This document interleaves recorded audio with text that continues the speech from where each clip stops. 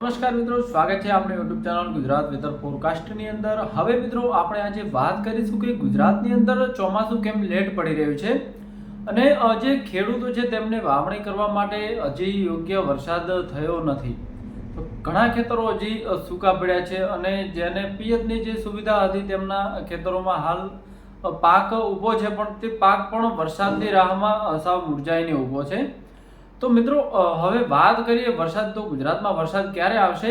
આજે 1 જુલાઈ થઈ ગઈ છે અને 1 જુલાઈમાં ગુજરાતમાં જે પહેલાંનું જે આપણે અગાઉનું ચોમાસાની વાત કરીએ તો સારો વાવણી લાયક વરસાદ પણ થઈ ચૂક્યો હતો, પણ આ સાલ હજુ સુધી આપણે વાવણી લાયક વરસાદ થયો નથી.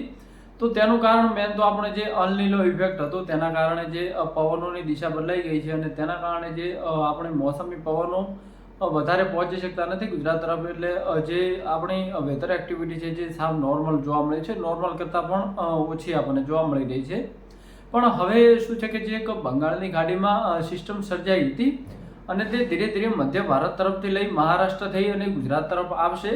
તેના કારણે ગુજરાતમાં સારો વાવણી લાયક વરસાદ થવાની બહુ સારી શક્યતાઓ આપણને જોવા મળી રહી છે.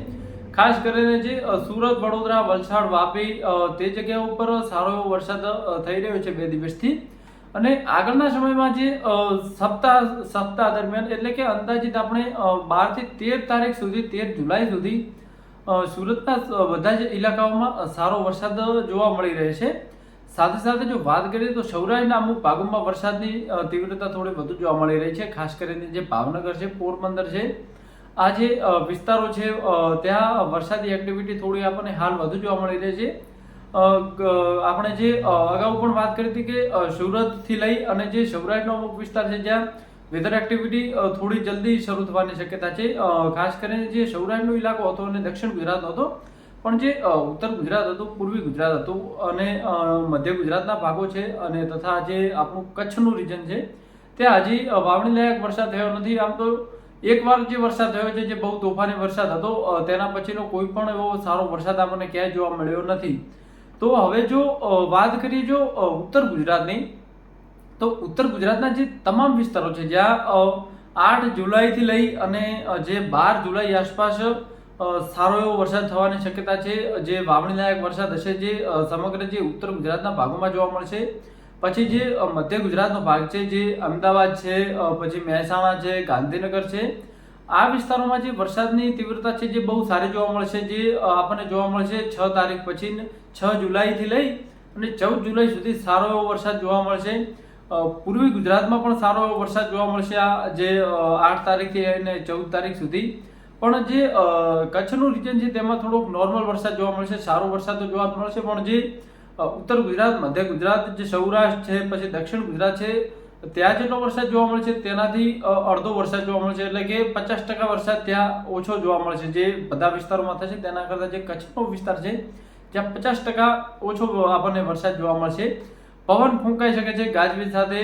અમુક જગ્યાએ અતિશય ભારે વરસાદ પણ પડવાની શક્યતા જોવા મળી રહી છે, કારણ કે જે બંગાળની ખાડીની આ જે પહેલી સિસ્ટમ છે જે આપણા ગુજરાત તરફ આવી રહી છે અને બહુ સ્ટ્રોંગ સિસ્ટમ હશે. તેના કારણે વીજળી પડવાની પણ સંભાવનાઓ જોવા મળશે. સાથે સાથે અતિશય પવન પણ ફૂંકાઈ શકે છે. ક્યાંક ક્યાંક જગ્યાએ ઓલા વરસાદ એટલે કે કરા પણ પડવાની શક્યતા છે અને તોફાની વરસાદ છે એમ આપણે કહી શકીએ. કારણ કે બંગાળની ખાડીમાં નોર્મલી સિસ્ટમ પડતી હોય છે અને જ્યારે અતિશય ભેજ થતો હોય છે જે સિસ્ટમમાં, ત્યારે તે આગળ તરફ વધતી હોય છે. અને આ ખાસ કરીને જે ગુજરાતમાં જે અરબ સાગરના પવનો ભેજવાળા મળશે તથા જે બંગાળની ખાડીની સિસ્ટમ હશે તેના કારણે જે ભેજની માત્રા બહુ વધી જશે અને તેના કારણે જે ઉકળાટ જેવું આપણે જે હાલ જોઈ રહ્યા છીએ કે તાપમાન બહુ વધારે છે, આ અતિશય જે તાપમાન છે તેના કારણે બાદળની સિસ્ટમ બહુ સ્ટ્રોંગ બનશે અને તેના કારણે પવન ફૂંકાવાની અને ગાજવીજ સાથે વરસાદ પડવાની સંભાવના આપણને જોવા મળી રહી છે. તો મિત્રો, જે હવે ખેડૂતોને જે અમુક ખેડૂતોનો પ્રશ્ન હતો કે અમે જે વાવેતર કર્યું હતું આજથી લગભગ 1 મહિના પહેલું, એટલે કે 1 જૂન આસપાસ અમુક જે લોકોએ વાવેતર કર્યું હતું તેમનું જે પાક છે જે સાવ નિષ્ફળ ગયો છે. મોટા ભાગના જે મગફળીનું વાવેતર કરેલું હતું તેમને જે બિયારણના પણ પૈસા માથે આવ્યા છે, કારણ કે અતિશય ગરમી હતી અને ઉકળાટવાળું હવામાન હતું. સાથે સાથે સૂકો પવન આવતો હતો, તેના કારણે ખેતરો સુકાઈ જતા હતા.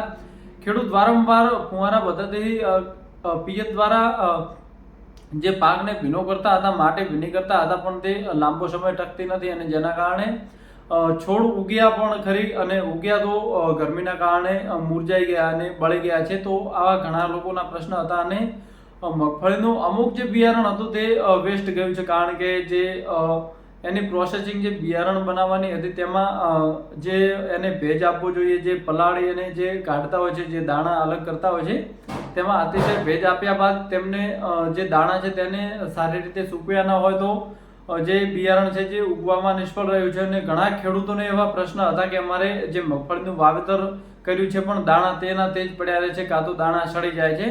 તો આ કંપનીની મેન બેદરકારી ગણી શકાય. ખેડૂતનો કોઈ વાંક હોતો નથી, કારણ કે જ્યારે પણ પ્રોસેસિંગ કરો દાણા ત્યારે દાણા કાઢ્યા પછી સારી રીતે એમાં ફૂગનાશક દવા એડ કરવી અને સારી રીતે તપાડવા.